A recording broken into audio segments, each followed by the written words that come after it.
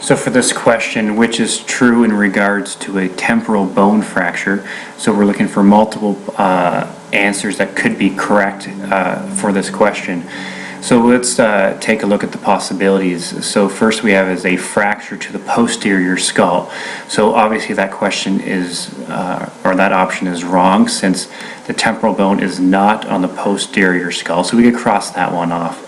The next one, fracture to the lateral skull. That is correct, because the temporal bone, there's one on each lateral skull, just superior to the ear, so that one is correct. In terms of the next two, it's a comparison between whether a fracture to the temporal bone can cause a epidural or a subdural hematoma. And the correct answer for that, or the more correct answer, is it could lead to an epidural hematoma, and we'll get to the reason why here in a second.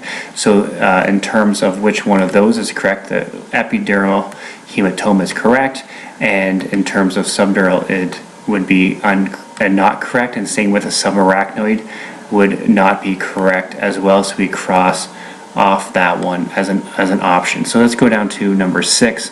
A middle meningeal artery could be damaged. Okay, middle meningeal artery is the artery that could be damaged that would lead to an epidural hematoma with a temporal bone fracture. So that could be a possibility there. And then we have, or a middle cerebral artery could be damaged. Well, if you remember, the middle cerebral artery is sometimes referred to as the artery of stroke. It's deep within the brain and is damaged commonly with a cerebral vascular accident or a stroke. So that one is not correct, so we can cross that off. And then we have the last two. Patient would have a sudden loss of consciousness, or patient would have lucid intervals of consciousness. For number 8, patient would have sudden loss of consciousness. That's seen more commonly with a subarachnoid hematoma, and which is typical with your stroke patient or your cerebral vascular patient. So we could cross that off.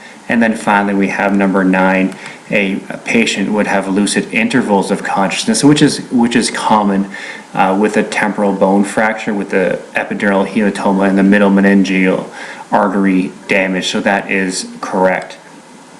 So in terms of the proper answer, we're looking for 2, 3, 6, and 9. So 2, 3, 6, and 9. And then obviously, as you can see at the bottom, the correct answer being C. Okay, just as a side note with that, it's commonly fractured obviously with any type of head trauma, whether it's a sporting activity, obviously any type of assault, severe car accidents. This could be damaged. The patient will often be hit in the head, kind of may or may not feel groggy, they'll may or may not have a headache, and usually they'll come up on their own accord.